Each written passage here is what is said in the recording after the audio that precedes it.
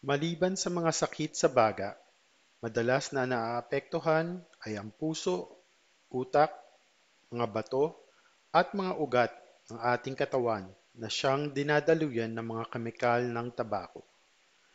'Pag makarating ang nicotine sa adrenal glands, sa taas ng ating mga bato, naglalabas ito ng epinephrine na nagpapataas ng blood pressure.